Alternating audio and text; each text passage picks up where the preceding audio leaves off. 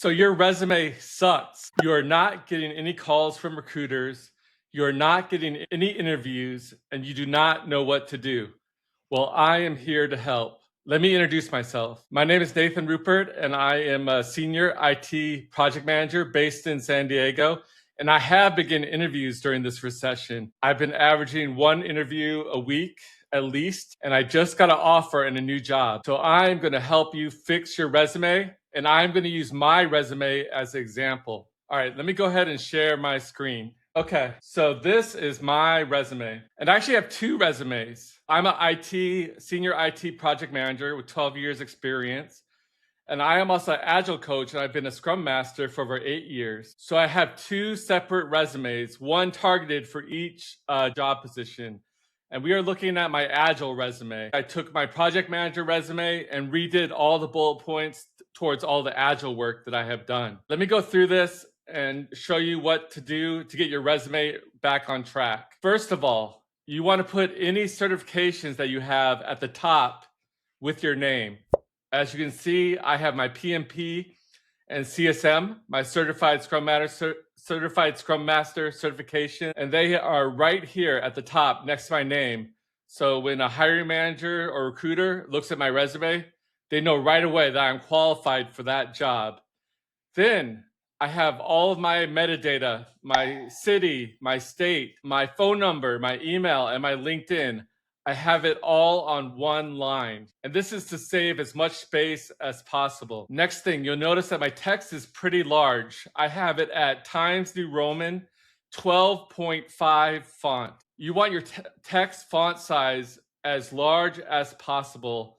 But you want to try to keep your resume to one page. Unless you have over 10 years experience like me, then you can go to 1.5 to 2 pages.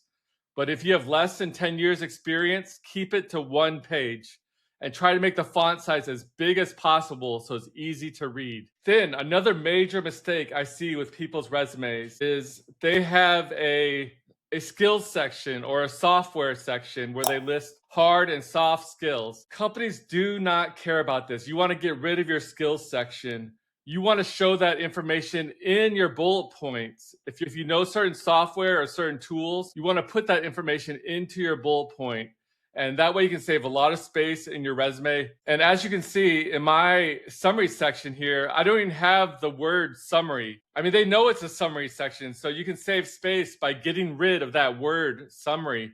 And keep your summary to 1 to 2 sentences. Recruiters don't have a lot of time these days, being in a recession and getting overwhelmed with hundreds of resumes. So you want to keep your summary to 1 to 2 sentences. And for me, I made it as succinct as possible. Senior, safe Scrum Master and Agile coach with 8+ years of experience driving infrastructure, data analytics, and software initiatives for Fortune 500 companies. So you know my years experience, you know my job title, you know what industry I've been focused on, and you know that I've been doing this for Fortune 500 companies, which gives me a little bit of prestige when they're looking at me versus other people.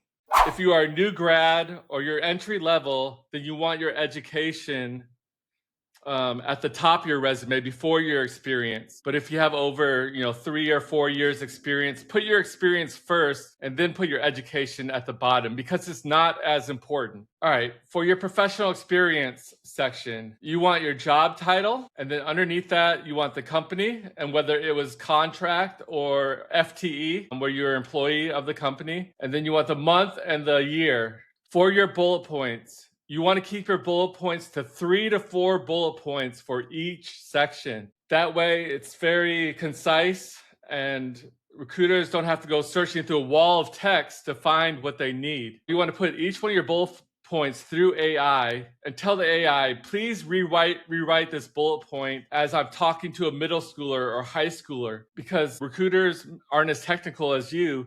So they might skip over it if they don't understand it. In your bullet points, you want to make sure you talk about what kind of impact it was. For me as a project manager, I put, what was the budget numbers of this project? How many team members was I overseeing or working with? And what was the impact to the organization? Did I save the the company budget? Did I complete before our scheduled end date? Did I increase the customer satisfaction score? You want to use KPIs, but don't go overboard. I know some people have put percentages and numbers in every single bullet point.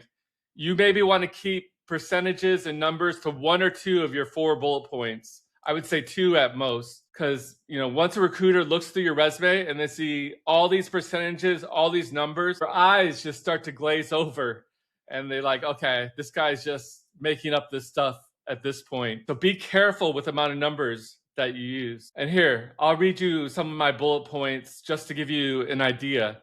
For my time here at Silicon Valley Bank, the first bullet point I put was orchestrated the deployment of AWS Connect chatbot and voice migration, delivering $300,000 in annual savings and a 12% increase in net NPS, net promoter score. So it's a very clean bullet point. It tells you what I did and what the impact was. And then I have my education. It's very important for your education. You do not want to put years, because that way companies can do age discrimination against you. So take off the dates of your education. I have my MBA here from San Diego State. And then I have my project management certificate from San Diego State University Extended Studies Program. And I put some of the courses like Microsoft Project, Earned Value, stuff that I think be relevant for jobs that I'm applying to. Under education, you want a section for any certifications or awards that you've been given. You want to actually type out the name of the certification and then in parentheses, put the letters like CSM or PMP. This way, for people that aren't familiar of the acronyms, they know what you're talking about and they can look it up. And that's it. I was able to keep my resume to a 1.5 pages. And it's easy to read because I only kept 3 or 4 bullet points for each section. And I used 12.5 font, so pretty large font. I hope that gave you a good introduction on what to do to make your resume stand out, make it a little more simpler. We're in a recession and recruiters only have about 20-30 seconds to look at a resume and determine if you're eligible. If your font is really small, your bullet points are really long, your spacing is off, you have spelling mistakes, you have a huge summary, or you have a huge skills section that takes up half your resume, they're just going to skip over you and you're not going to get that email. You're not going to get that call back. So yeah, leave a comment below if I forgot anything, or if you have any other suggestions on what to do with your resume to make it stand out. If you want my template, this resume template that I use, send me a message on YouTube with your email address and I can send it out to you. All right, guys, thanks for watching.